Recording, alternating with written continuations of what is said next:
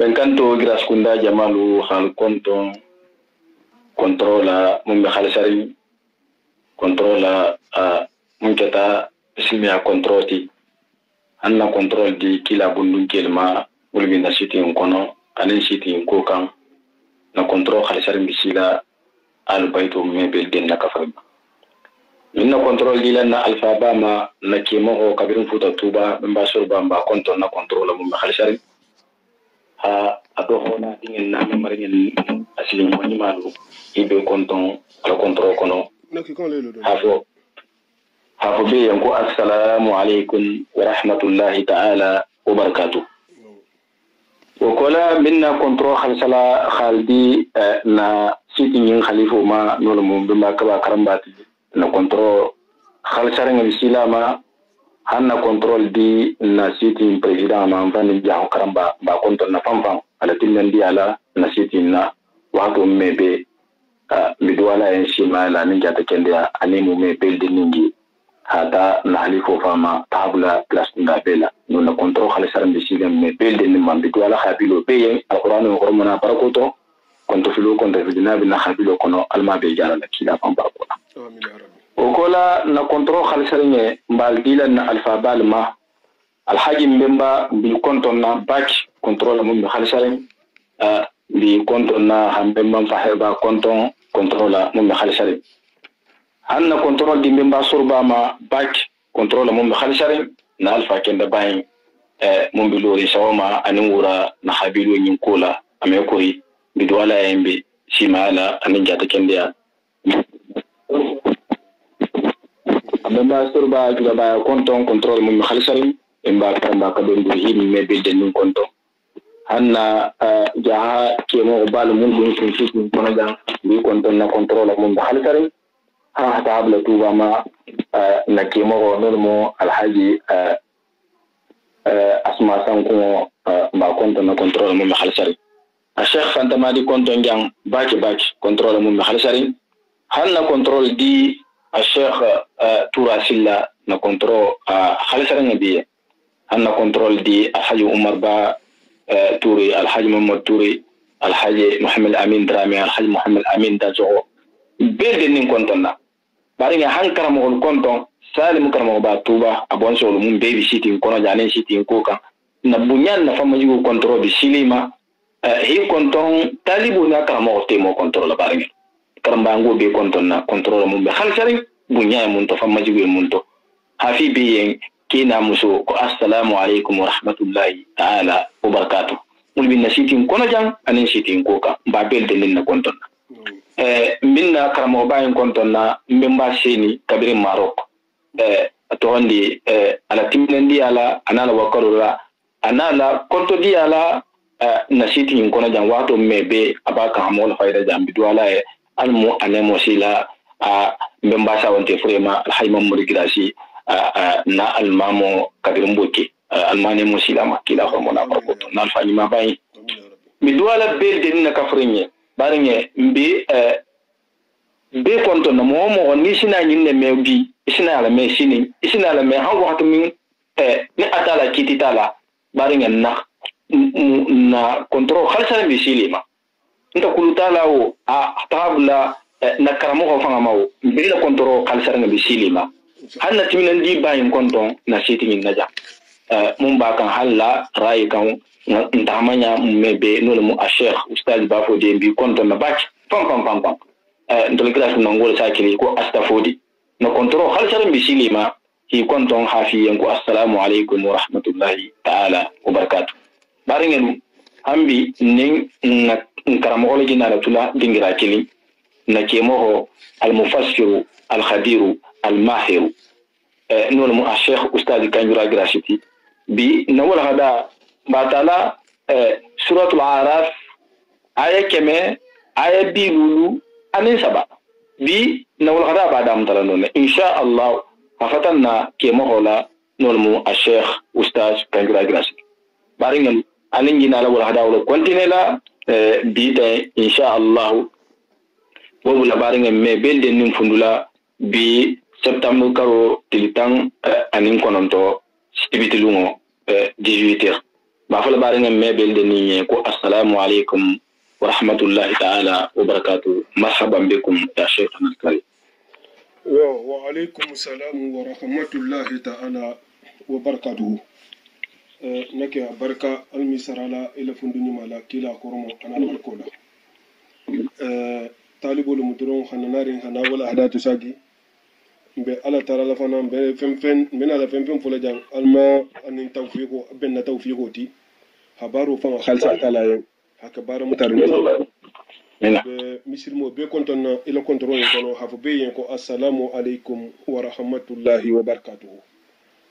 assalamu ala jimi la ilaha illa huwa al-qayyum wa atubu ilayhi اللهم صل على سيدنا محمد نبي الأمي وعلى آله وصحبه وسلم اللهم ربنا آمنا بما أنزلت واتبعنا رسولا فاكتبنا مع الشاهدين واتقوا الله ويعلمكم الله والله بكل شيء عليم لا إله إلا الله فاستجب لنا لا إله إلا الله لا تزغ قلوبنا لا إله إلا الله وتطهر ذنوبنا وبحق أنزلناه وبحق نزل مع محمد وما كان محمد وآمنوا بما نزل على محمد رسول الله صلى الله عليه وسلم اللهم إنك عفو وتحب العفو فاعف عنا يا ربي فاعف عنا يا ربي أعوذ يو أو تنغيمرون بالله يا الله يا من الشيطان gille seytani yogo yemma ma gille seytani dabara borema الرجيم gira wara fogani malanka fogani malatu fogani allah wone madingranda mansudu بسم الله hala irkabu fiha bismillah munjiriha mursiha الرحمن قل ادعوا الله أو ادعوا الرحمن الرحيم إنه من سليمان وإنه بسم الله الرحمن الرحيم يو بي آية كمي آية بي لولو أنين سبا بطال من سورة الأعراف الكلة ولما أدل هذا لكتم من sakata lo hadabu ni fundubo masigita am Musa sena Musa ma dingrani ibenyin ma ko lesa la khabaru kal muayyan altala fanga hadali sena Musa yin na'am ko hadi fatanna qaumuka min ba'dika wa adallahu samiri akum banti la mukhul la jarabi ikoma samiri batake sabuti hila fili bari wo beto wala ho bamu abulu aha wala ho mutahanata bar kabrati ta la mukhul ma ta trebe ma digrin turan ningi yen aman kungato aha wala ho fanga fayato Allahu akbar fundubo sabula naam mokododu ha fasar na dokele janna alhajigo kar moko shiya manga manson kuma woto kuni haje kaltala ha dalisi na Musa kuna ta firawuna kan atala ha dal ko fa qula lahu qawlan linan hab kuna da kaltala ha dalisi na Musa yin ka bange firawuna yin kuma suni arin la ko na Musa fundo la habu kuma tin arin liti namo ko ni haji kaltala ko kila sallallahu alaihi wa sallam namo wa aliju alaihi ki ka golle ya ila muhulma ko kila mu mo lokel to fana mu kuma tin arin liti namo kuwoku abena dingirale namo kuwoku abena dingirale fulo be kamalita le no ke yale fulo be kamalita fatiyala alila kila sallallahu alaihi wa alihi wa sallama mo se fatiyale ki ko alila kila fati a dingirato yo mo won fana sen no ke yale ki ko ale kila sallallahu alaihi wasallam khalani imi asotono iki imi asotono fati ato nyamena namo senna musa fana tabbo wole bala ni am mo wole dimi wala haka sugulala ko iza hila lihulmu kul falil hilmu mawdu'un wa hilmu lifata min khayri mawdi'uhu jahlu ni ko yen kira no ke ya a foye ko no ke ya ko dingira le bala dingira dole bije mo hakkan no ke ya la jamme funnin ke le no ke ya a dingira ta no to kudon bali ale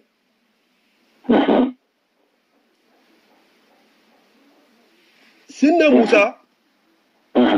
kabinin ala tala khanin daliyayin ala mu holu ka banti la fitina akoma samiri banti ila fili hawala ko madeni ana kala mu holu nofe bar kabila ta tatra tabi turan ni belori ku ibabatula adu itamito nu idumata turan ni dojenu wotu golu babatu kan i kaye ka ko sifa kiya ko ye ko atala mun ke ni bo sara lawla ko bi lewu mujahila ko molti wa hadin ko la tuwi tanta turan nun kuta batu la tumu o fundu bo la hasuto aha wala ko fay wala ko fanga be farata Allahu akbar ana tana wala ko madin dolu ko kaltala na tana ya mari annin ko mudu man turan ni batu i ka tilibisa ba suntum ana tana wala ko madin wala ko kanyan tabitu wala hafula bar fengo fe na tumbe wala hado to ana tana be sagi wala hado yinto Allah hado abudu dolu ko ki to nin khalalu nin kharamo ka wule tu wala hoto anin fe min adama ding se khata jwala batoto anin fatando ya marota anin fatando ka wule tu wala hoto ayla atuti wala ala ta ولما أكنت مؤمنا ولما تمؤمنا سكت الغضب نيم فندبو نو مسجتا أم موسى وسنا موسى فندوتو فندبو منغازو أخذ الألواح أهوله لمتا أهوله لمدين وله من ناهي فياتو وهدى كندو في نسختها أبيو سفر كودو تولي abew safari kudo tole safari kudo mun be kalwala hoto kando atala la kando sulo gema wobe le kit wala ko kono wa rahmatun atala la kin nemo fanan soto wobe le wala ko kono alladhina bar abe mo holle yen hum hol fanfan yarhabuna mul be silanding bi rabbihim marigo nya namu واختار موسى أتلا هذا لي أيوني راسخون له من بين أيوني سبب نجولته دافعني أتفهم لولكو نعم comme mo biwuru lo minten ni sena Musa kha sena bla bunu Abbas mo doti atala khaya mari kaka ala tara wala mu khol bata turani batu kaka mu biwuru la fankan namo ka ta sun i khaifa na sagi alama ka ta ida la kasi alayen ha fo koy ko la turani batu baraman ki tirsa guti dole ko mu wo suga ndiro wala minti ahi suga ndi ila nduru fole kamma tara Musa imu bi wuru la hawlu suga ndi namo bar sena Musa na tana mu bi wuru lo nyinin ke mu bi wuru la hawlu nyinin bar ke mu bi wuru hawlu soto akwata la yen kam ke mu bi wuru lo soto no ala mu hawlu to atala ha dalayen kaka mu funnin ke tanya la tombo abiladi mulula o la mu bi woro yinka a funnin ke tanya la tombo ki la mu bi woro yinka funnin ke lu i to ko lu sabe mo to kan dirin qalbu mena o dani ko be le be ke take mo goti Allahu akbar sena Musa ina tanna iya mari akala ya maro to ki ga sun iki seninya hila fano le seninya ina tana bo hata hami hato to atala hajam min da ki hata haje wani mutum sinu na konkoti kabiri itu da ta konko nyinna kurumbita noro bota sanna habiti ikun na hakonko bela mini sina Musa dun ta kurumbita in kono akunen ta mo holuma namu akala mo holi ki fa ngi sodu iki sodu kurumbita nyinna kutara ta gani na mun ga konko le mini ifa nan tunenta kabiri to idun tan ko da menna iha kuje ne ma munje hakuma me ne ma mumme ibe boyta be sujudita gani bila wulila itunu be sena Musa ni akala dali kangala akala be sena Musa ya marla aba fatanna ya ayaka mun kala ni man ka mun kala ay tuluba kanna iba sede yala kabirin akala hawana roboy ko na jamena akala ni sena abim ani sena Musa abe mun dali sena Musa yen anabe mun to fola kabirin ko to fola hawana roboy tema wodu mo le mo godi ni ina tana nyatini sena Musa la namu iko aki meso no sena Musa ma ko foni hatala fanga digeto wodu mo le namu sam fete nga jigiti ka dugo jar titi Allahu akbar sena bulabun Abbas وهني وهني بانجي رحمهم الله رحمة الله رضي الله تعالى عنهما نعم bari abala filla lo dol kono akko mo bi woro do min mo bi woro la banga nyi mo bi woro la banga nyi mulu nya ta ten tena musa nje mulu la ko mo do te tena bla na batla bangeto so mo bi woro la banga nyi ni mo bi woro lo ndekini te mulu ko kibe nyala atala jala ni sam fete ngi ka ko dugol jar ta doliti ko duwa mi tata la ngiri ko dila le tura no bato to sena bla buna bati ko tata wol kam ça fait ñu tata la njuru po dula la tala yen i tata du jarjaro en tati sotoji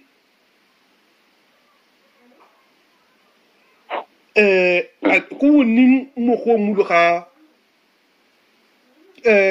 ki mata atala afu sena Musa yen ki me so ma ko ya tala je ni sa fete ngi muta ko fana ni mo hoyin deklinti wala wala mata nam yo waqtara Musa atala hadali ako tena Musa Nabiullahi Musa akana anatana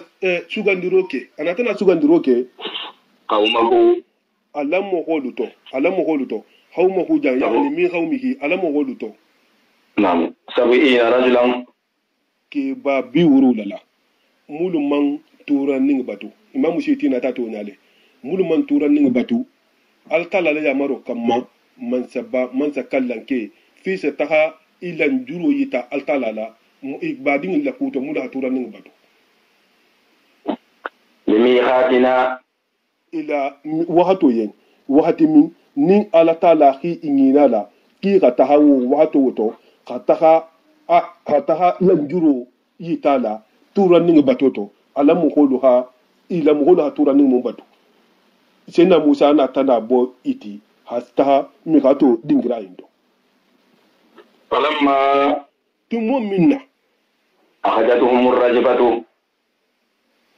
nindugu jarajaro hi soto nindugu jarajaro hi isoto ibe fahata sena Abdullah ibn Abbas iko ngamumfo ako moko nyulu ndugu jarajaro khanyulu soto mu kamma imila moholu fatang tura ning bato matu momina ni ka tura ning bato ko wole hakke ko dugu jarajaro hisoto bari mohomulu ko iko ndamita hiso mun ka hafo ko ira altala ila bita ka ibe so ma ko fi altala je ko ni sam fete ngi ka ifa ina tana balu akonyi nu wol deklinti ndugu jarajaro khanyulu soto le i fata su kilin sina musa la duwa kama ata na tani lebanu نعم قال ربي sina musa aha bange akoyte marigo لو شئت ni khala nyininu ni kha nyinna nyininu أهلكتهم isenyulu halaginu من قبل danni ni be bole luma kana jang ikanana ntugumi kombatani fa وإياي isen tendi fanga fanan la toato no isen tendi fanga sa tranke yanu أتهلكنا isen mume be fa haba isen faha بما fenna قال سفهاء mo hakkili la han furin la han mumbara منا telumto sina musa hanyim fo dala kaso le kamma sina musa halu na katala memo ho yi hankata dole junubila bari hi dala kasi alayin ha fo a hinanna akani ya hankata itanolu junubola إن هي nimde pembenti ina hanyu lufa ho mun keten إلا فتنتك fila la jarabiro dingra fana ni hay nasa sina musa na bangeni arano ha gole betegi نعم ala foto ko ila fitnatuka ko fila la jarabiro amman fitino dembendiya fangala ha dembendiya altalala ikuko sena ibrahim ha abangenya menna ako ija maraltu huwa yasfini dangaro dembendiya fangala ko ni dangarta katala senjara barjan sena musa ko ila fitnatuka ko fila la jarabiro mun ata hafo altala fangala ha dali foro ana mafalino kwa hata la soko ko inna fatanna qawmun kamin ba'dika akum bati lam wala jarabi koma نعم تجي wala hata kai ko illa fitnatuka nun da bifuna kutal kalala aka kibarin fitna munna akko wala do mun fananti تجي ساعة نعم تدل بها من ise mo khole la fili la jarabi تشاء ikhal filo la nyini mo ho munye وتهدي من ise mo ho fanan kanda تشاء ya kando la tiga mo ho mumma nyimu kuma kangaleti nyinne mu man sadaloti mun la sa giroke qadariyo luma ila kuma kangala tu mom na niko ka Allah memo la fili Allah memo kanda kono mun filta kifa ngala filita kono mun kanda kifa ngala kandata ila kuma mo mazaha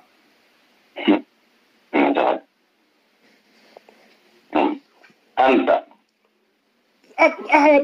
tena musa bange akko marigo ite ولينا itel mun na kunya bisilati na ko be bitel budu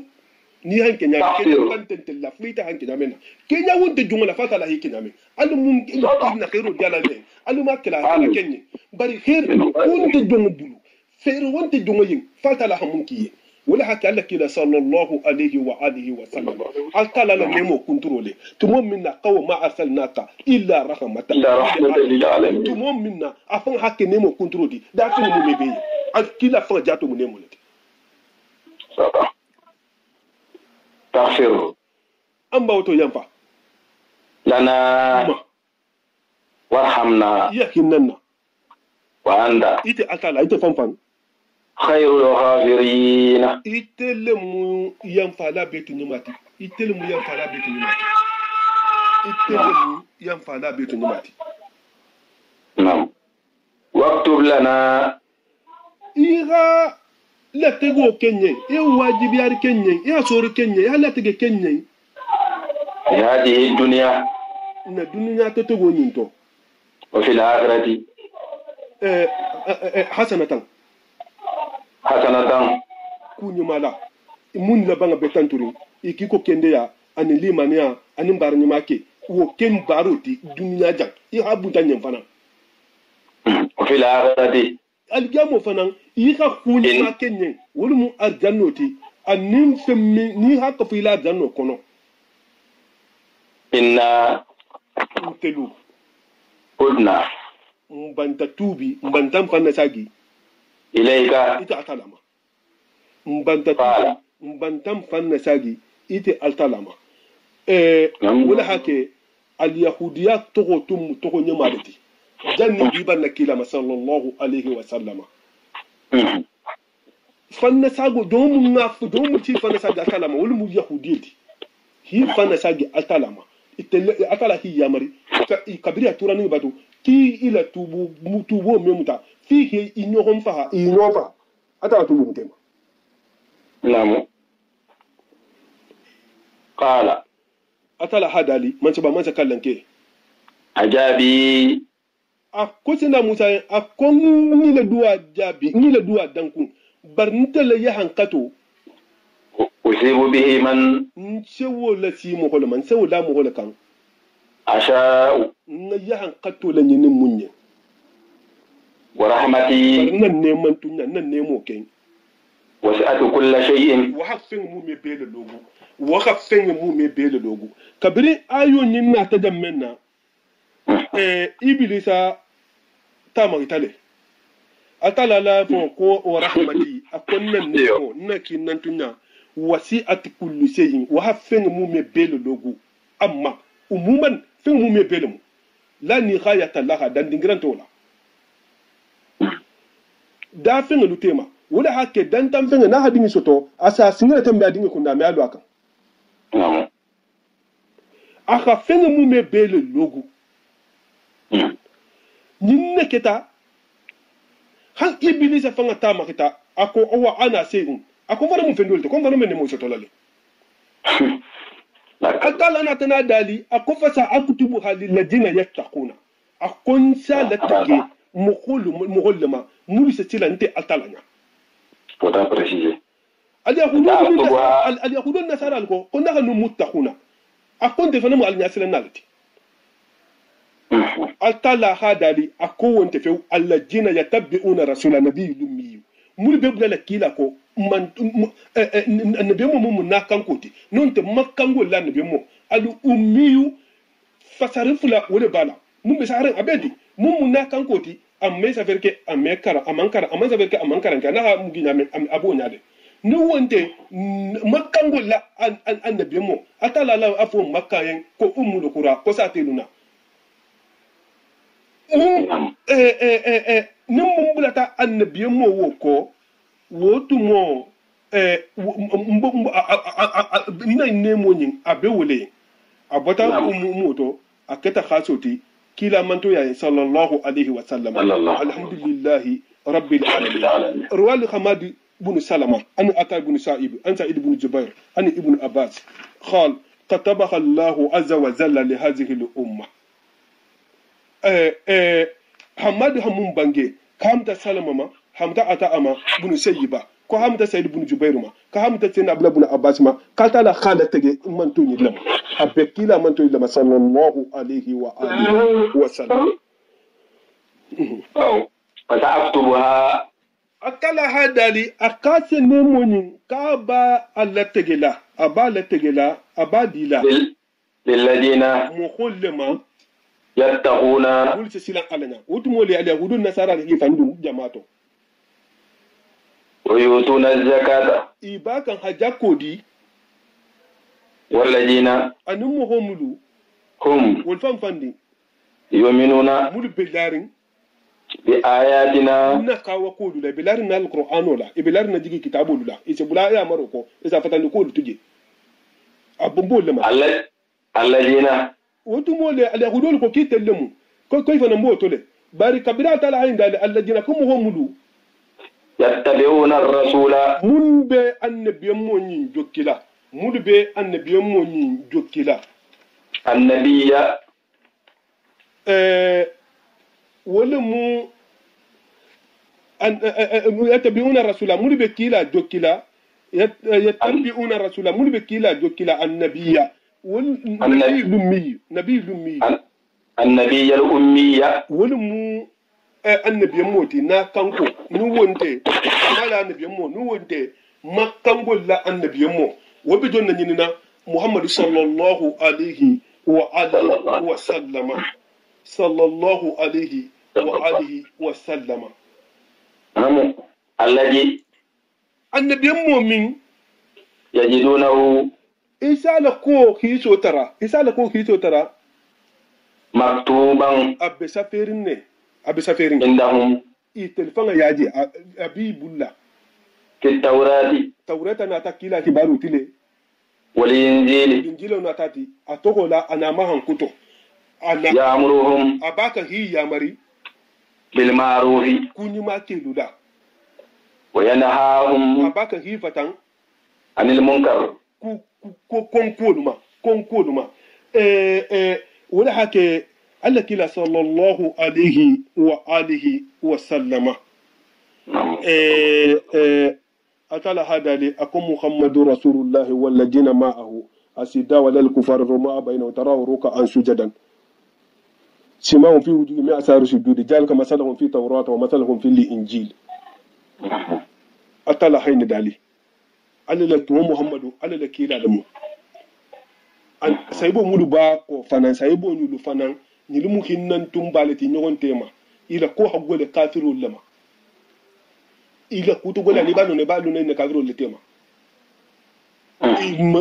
إتاغمان سيدو بي فوندا للا ولو منوروتي سجودو نولا akwai itahamanse do bonyale lingila kono itahamanse do ta ureta fan kono bele ko yirijo mun cilo e bambandi ila mazir la aya imam buhari na tan tile hadisu mumuta atabun yasarma akosi ani abdul sen abdullah ibn amr bin talib ibn al-as أكاي كو أخبرني عن صفة رسول الله صلى الله عليه وسلم في التوراة أكاي كون كبارو كلا ما هنكتو لا توراة كونو أكاي كأجل والله أكوا كون شافين ننكلي على لا أكو إنه لموصوف في التوراة ببعض صفاته في القرآن أبي ما هنكتو لنا توراة كونو أما هنكتو دولا ملبارانو كونو أطال دالولا يا أيها النبي إنا أرسلناك شهيدا ومبشرا ونذيرا كافو قال النبي مو نتلي هيكي سيدودي هيكي لسي وندرلاتي هيكي مسيلا ندرلاتي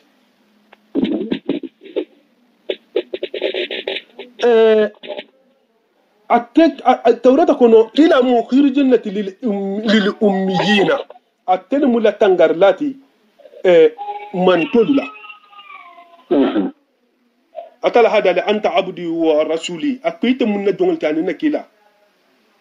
سميتك متوكل ني تقول فانا كم متوكل منجي تو ليس بفز ولا خليج أمانك موخ قولنت أمانك موخ كانت كات قولن فنانتي ولا سحاب في السواق أمانك سون قلات سهلتو ولا يدفع بسيئات أمانك جابو سرا كوجابلا ولكن يغفر ويغفر أبرات ينفع لا سينفع ينفع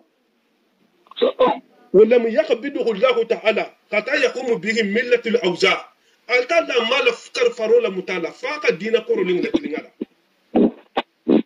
أن يقول لا إله إلا الله هم بأمن توبيكو قل لا إله إلا الله أخاتك تيبلو إتمتين نقول نكوننا أكو يفتح بها أعين أميا على تالا سينيا فينجين تلولا كا أبدا ورتا كونو كم محمد ني قال تالا بي نيا فينجين تللا كالا تللا وأجانو ثم أنن تلو كتيلو وقلب خلفا أن نسون دم بلا نيلو نعم وفي هذا البخاري أن أتى أبي البخاري تنوفر كونو حمدا أتاما أقول حيث كاب أكون كاب بين يالي فسألته نانينك عن ذلك كنيما فما اختلف حرفا أما نين سوروكي حرفا كلنا إلا أن كاب فوني نكابو قال أكو بلغته كابو نتاتنا منا أكو قلبا كلا أتلاقى سند ميل لك كلا لا خلفيا ملكة سوق فنتي وأذنا أنن تلولو سماميا ملكة كوتي فنتي وأعيونا أنن يالو أمميا ملكة فنجين فنتي سبب أتها ياي لترى على قوم ولا بللا ابن أتا أكو نمو أمريولو لا كانالتي هوريشنغال لا هوريشن عرب كانتي من فلان بيت توريتا كونو كلا ما كنت صلى الله عليه وسلم مولده بمكة وهجرته بتابة وملكه بسام وأمته الحامدون يحمدون الله على كل حال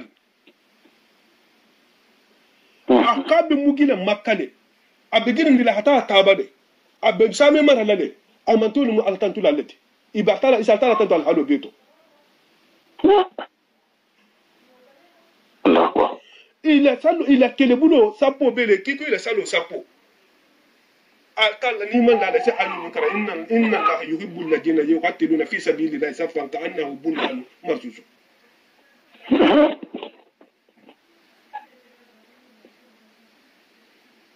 نعم العفو يأمرهم بالمعروف وينهاهم عن المنكر أبي يأمر لا كونوا مالا هيفة كونكول ما يأمرهم سبب أبي يأمر لا kuni mala ki iwutun ki bo bara ni masina fingo feni ba to ki iwutun o bo beto ki ya mari bara da mana makarimul akhlaq da jigo ni malu wasilatul rahmi anin bar nya jurjo ko woyani ahwa ni munkar hifatan konkor ma konkor mu tabanti ibadatul latinami jalanga ni bato dum wa khatu rahmi anin bar nya jurjo kunto Allah akbar yo وينهاهم abaka hifatan عن المنكر konkoluma ويحل الطيبات abaka hafin betolu hawulu daga لهم iyen fen beto imam maliki le ngadi haboto fen nyima na daga ta obe mu fen beto leti fen nyima na do mo daga ta obe mu fen beto leti نعم fen fanan ni sare ni arwano mannati ka khara muta imam maliki le ngadi haboto obe mu fen beto leti نعم wala hake imam maliki le ngadi habo kono نعم hari fengo fen na manke kun gilin leti anin yelolu atala hatongo la mulla kulo kan amman do mu fen kuta haramu ako ikiko buntalolu sadu anu wasifalu imam maliki manwulu ke haramuti ifahanya a hawle nyanyini ifahanya anin ni man toronti ila koto adama dingilma نعم ويحرم الخبائث abakan ha fen jaholu fen kurumulu fen karamulingulu abakan hawulu karamu hawulu wolu laton عليهم ima abakan يدعو عنهم يسرهم abakan kila donu gulingul bo عنهم ha boy ikan ila donu gulinge hawo bo ikan ila donu gulinge Allah kila sallallahu alaihi wa alihi wa sallam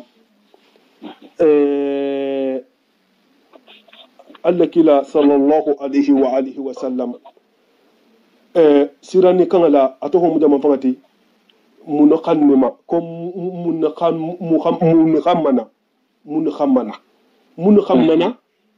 akoto sirani kangala muhammadu ne mu fananti fasaroto سيدنا الحسن هين بانجي كي ها متقابل أخبارما أكو الله كلا تو صلى الله عليه وسلم عند أهل الجنة عبد الكريم لهم الجنة كنوا لا الله كلا الجمل في باقي لك عبد الكريم وعند أهل النار جهنم كنوا لا جهنم نقول باقي لك عبد الجبار وعند أهل الأرض لا رسي ملك وزاك عبد المجيد وفي الجبال كونكو مالكول ولسا كلا كلمة عبد الخالق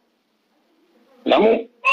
وفي البر تنتلا مالكول ولسا كلا كلمة عبد القادر وفي البحر باكونو فينغدو ولسا كلا كلمة عبد المغيمن والخوام تنبولو تنتلا تنبولو ولسا كلا كلمة عبد القياس وعند الأخوش ولا كونو فينغدو ولسا كلا كلمة عبد الرزاق وفي توراة كون لا موج لمو وفي الإنجيل كون لا تابا وفي صحف إبراهيم لك كون أجيب ولا ما تقولي وفي زبور سينا داود لا زبور كون فاروق ولا ما تقولي وإن الله أتلا بطل جي تاخا لمو محمد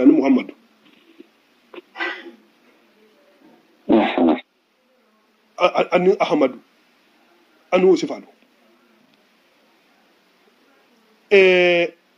alla daluni hafo kase don gulingilu kila abena le mun kala ya kudodu la aje wole madanna naam aje wole madanna alla kila sallallahu alaihi wa sallam hal dun ila dun gulingi ko boy ikan hila dun gulingi boy ikan dun gulingi mu jamanti iki ko atalaha mulla ikan dole ko kuile la hido mu akala iya la hido gulingi min ni hata atala manan alhala ikan atala na tana wala feye kan kila la sallallahu alaihi wa sallama do minti hajara mutu ku nimu ngajila bonke igi seninya hakele na fulo la daga yen nimu ngata muslimoti na la ke na fulo to alha wo domu ni wonto fulo to ke na fulo mi adu mutal sena gani mujalisatul qaidi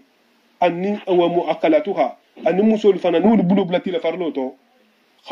inul hadu muro ki no mfe yi nyon chili no ya yi la la ran kilin to fulo to me o kilin ke ni muso bulu blata farlo to sa isolele nu dol video fa ni bi atin dibulu fo muso ata ya folo na tinata anana nari ni ko so xey la fa no fanan so to haje tegada hari gudo awa ni wolu mu isiroti altala hawo be boy kan kila la kula sallallahu alaihi wasallam muso isi so dungala ni mu ngajira bonke ni si telephone ma heje ku ni no keti ifate ma yeje mako wo kanyanta na ko do fana ga tubi ni tubi tatala se to bomuta aman si famba hato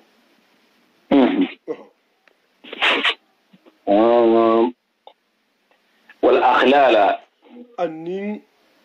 kulambang bal kulambang jang ante ko mu julo hol bi kanade ça fait don li mun tumbe lari kanna to njako mun tumbe lari ma ba to ngo mo ko kori ida baro le kala wala hake atala hakina yeto ke jolo hoti ba ne mo wochi kulambang ame baro keno namu tigi abole ma wala mu kiko sibituluma bara bali yawulu ni mun tonta ala kila sallallahu alaihi wasallam allati wa mum fengate mum kanat alhamdulillah farliya alhamdulillah alaihim ikan falladina yo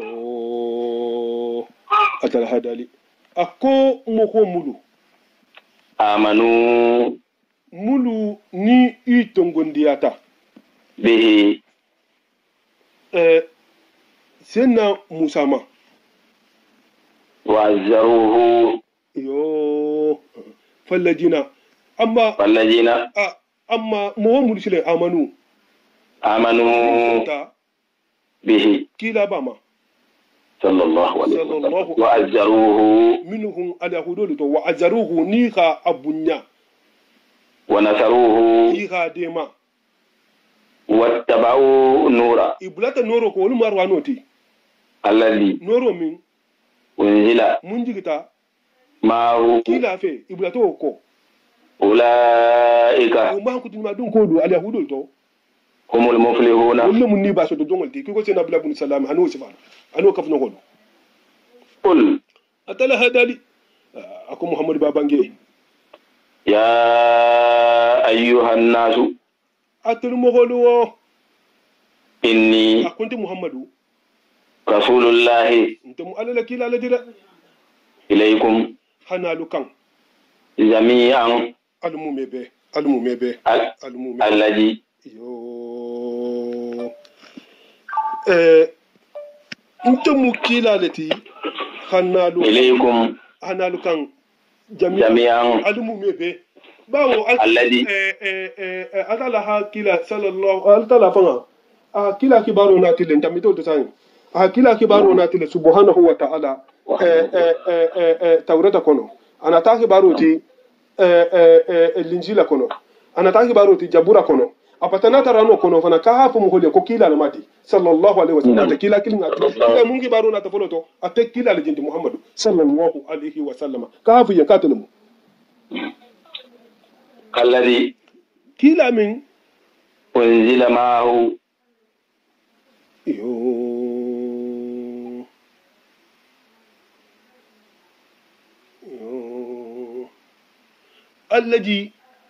الذي منسوم unzila ma'ahu له ملك السماوات فو ayo ndai nyakero la alladhi منسوم lahu mulku samawati sam fata wurulo marobe mansuum bulu wal ard an banku fata wurulo la ilaha batu man santa kerin mun bato ce jongo na fa duniya na algiyama illa huwa fo man sakilingo yuhyi man so mun se furela kende ya wa yumitu asa kendo fa wa yumitu namu faminu aluson billahi alala alson alamade alson alala alson alamade wa rasulihi ana lakila annabi an jani bin mulma al ummi na kanko jamala nabi alladhi makkango namu alladhi an be mumin yu'minu mun be sondin billahi alama wa kalimatihi ana talal dalo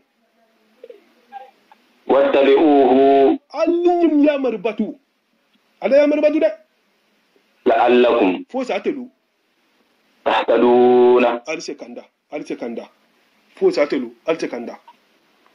wa ummatum atala hadali kun muhammadu ba grupu jamado bele manto dolu jamado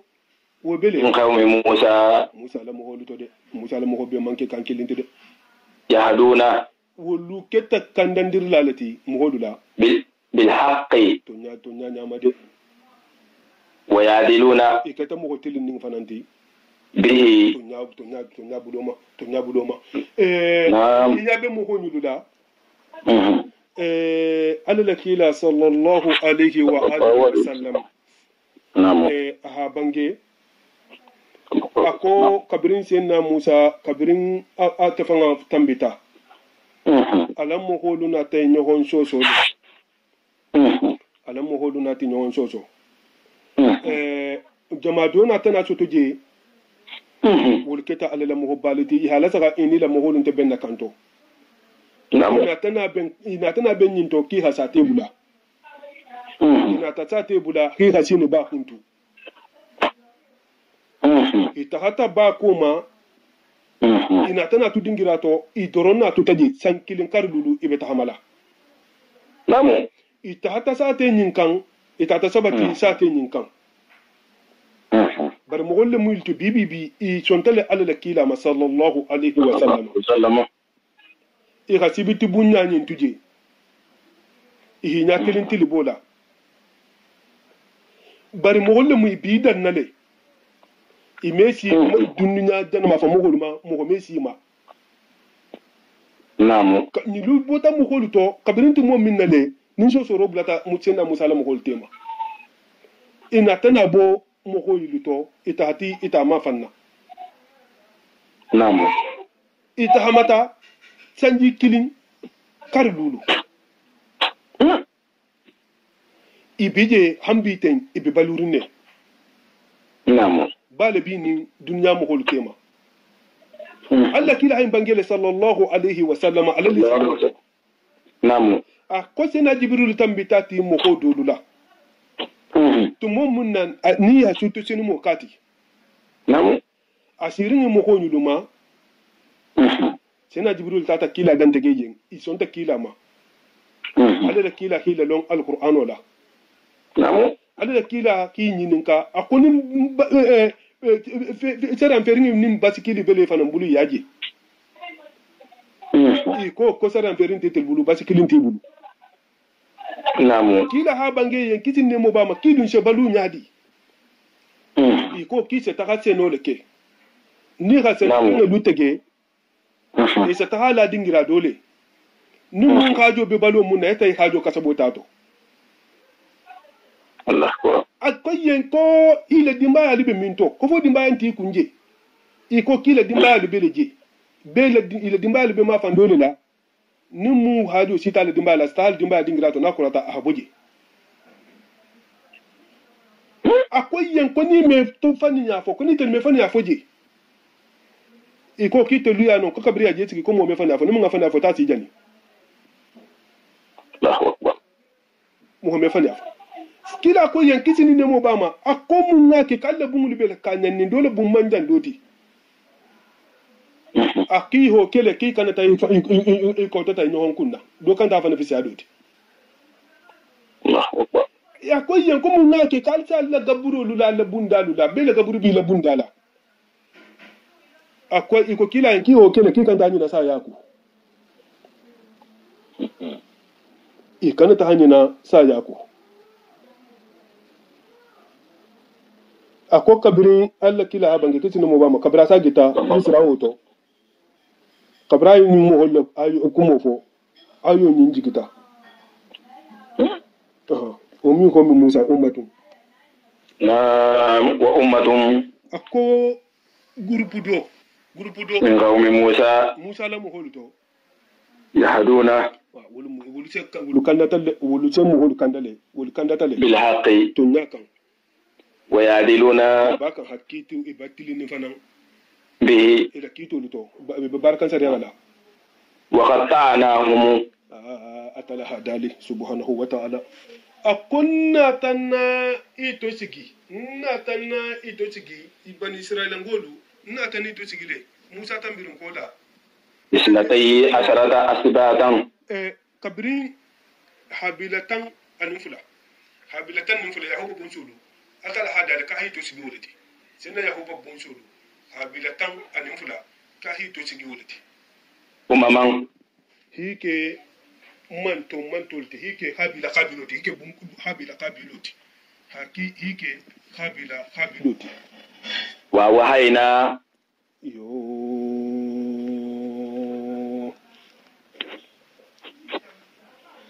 kabirin nin keta tumajama kabiri nje kumo mun dam talatin ni na ta tuma jaman tumo min na ni ala ta la ha na Musa ya mari kabiri ila turan nin bato botala sai na Musa turan nin jani ha faije to a ila mohol ya mari ki ha kiha inyon fa ira tura numba tula alfa atala na tana fo yin kiha dun baitul muhaddasi dole ko ila ta satelum kan ana sateto namu ki ko se na Musa yin ki me dunje ko jabarin tungu bije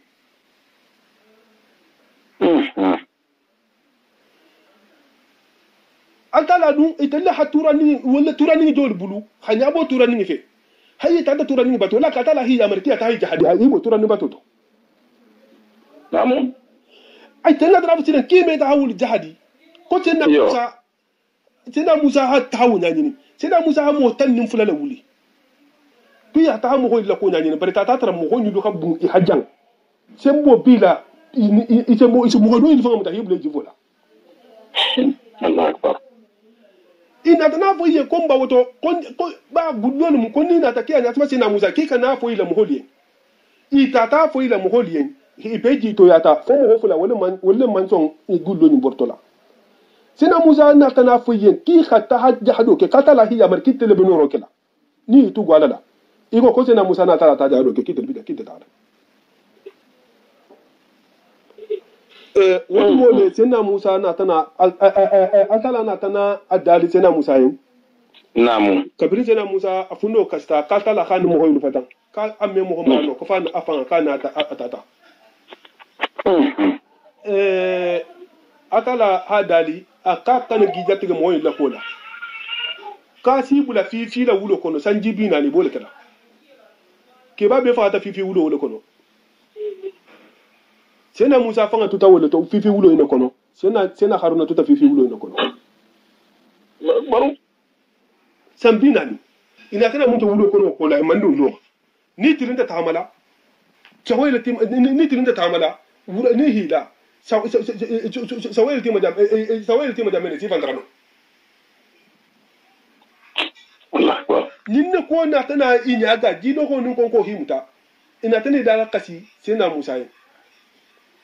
ka ta la tarayin ko fi se je ken soto himi anin baluo sena musa ta la tara atala sagita hinalila amman fi fi bayide braken hinatila ko aha baka dara sen geto dima kurkudun tu chubo dima kuro be sena musa bulu kuro min tumo min ni ha tuhumi ba sena musa atemeto ikula mo nyala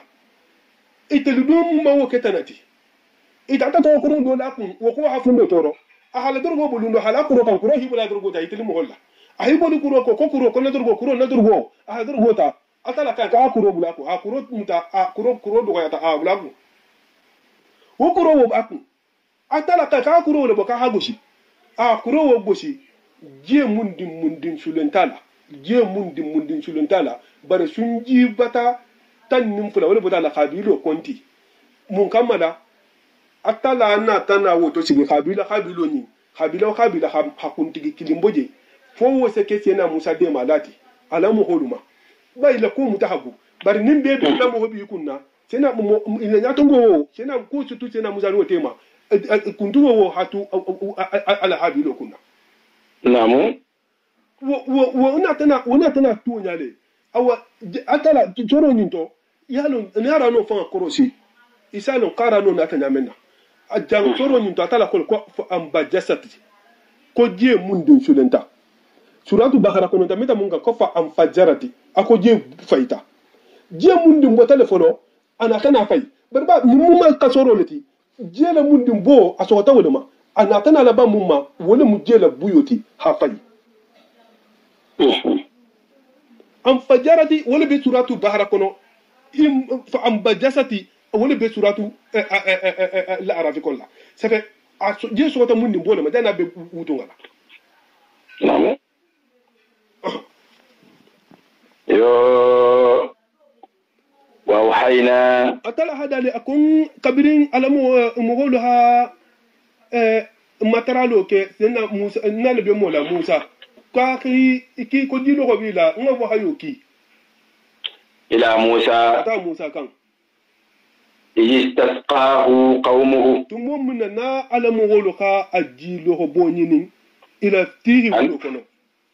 anidrib bi asaka nka yinkila dokko tay hagosi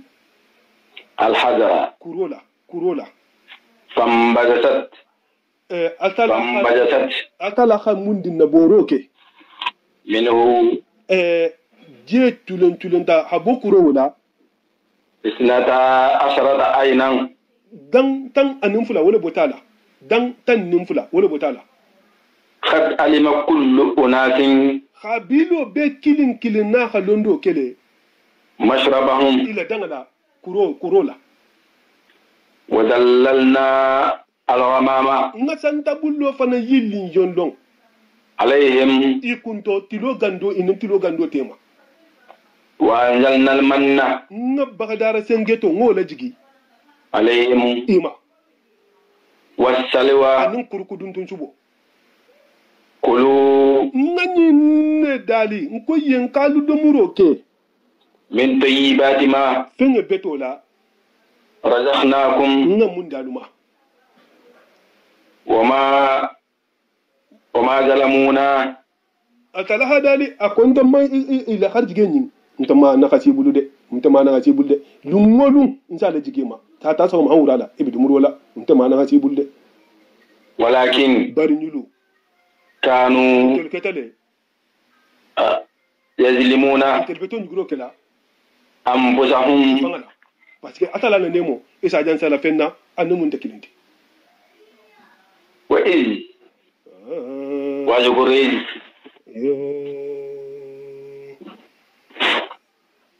atala hadali ako muhammadu ba ako to mofin konde qila lahum nin senna musa ko yen nu wonte nin senna yusa ako yen senna musa fatun kola hila jang kumo nyin fola fasar lalu man ben mo kilin to mun ngafo yusa abunu nunu itin tena musa tambin kola mun kitana be moti kunna wala hanyum bange ba fo senna musa fa hanyum bange yabo uskunu kali sigi hadhihi alqaryata sate nyin kono wolum baytul muhaddasiti dol ko ilata wa kulu dol ko riyaha ke riyaha ariyaha nam wa kulu alu haddo muroke minha sate nyin kono haythu dingira shaytum na haldiya wa qulu mali bedun na sate nyin kono batali yamara al hafo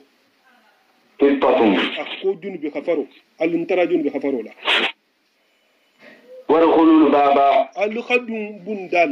khadun sate bundala sujjadan alibi alfamma jigirin na man sayayen nam naghfir lakum nte yamfa nte khafaro kaliyen nte khafaro khati'atikum alula kata kulula kata wo kata na baliko nsabe baliko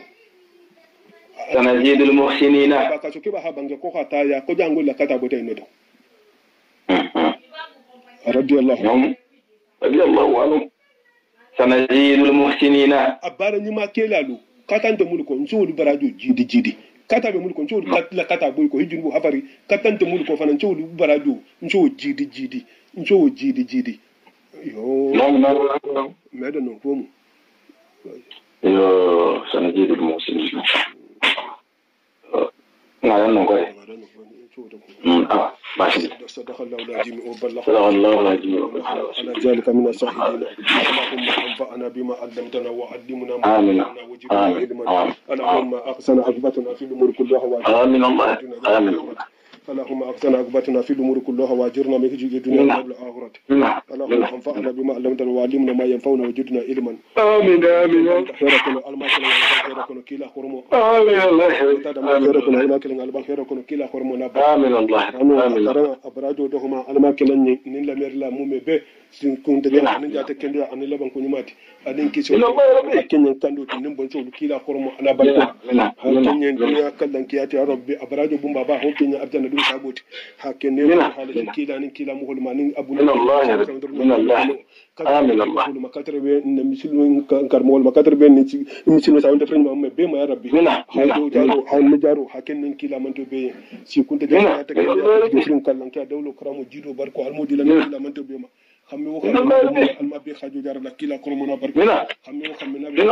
jar na to ko hero fen almu jino na to ma sila ko amin allah ya rabbi amin allah barko la dangaro mo na ko alma fula funya alma nyinyala amin allah min sa to gamal yona kila ko mona barko bonto la alma ka almi kala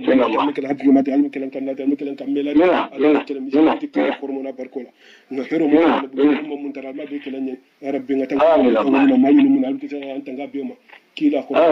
kormoto na kormoto aro ko kormoto jalla ko mo jalla ma kormoto ma bitu ma na di ma kormoto ma jalla woni ma kormoto barko la kormoto silma kormoto allahumma ya rabbi salam silma andu al jabila muhammad jaru ka amni kisila mi tandara mi bida mi melen kelani ila ko na barko inshallah kono filo kono bilma yi so ta kallan ke nabila no hunda banje dal ma jarala ajaro bum ba haki kila kan barko inshallah al bemboli to mun ngasiyet kila kan ko na barko inshallah اللهم صل على سيدنا محمد صلاة تنجينا بها من جميع الأحوال وتقضي لنا بها جميع الحاجات وتحفظنا بها السيئات وتقونا بها تعالى وتبلغنا بها أحسن الغايات من جميع الخيرات في الحياة وغدنا برحمتك يا أرحم الراحمين يا رب العالمين سبحان ربك رب العزة عما يصفون والسلام على المرسلين الحمد لله رب العالمين الحمد لله رب العالمين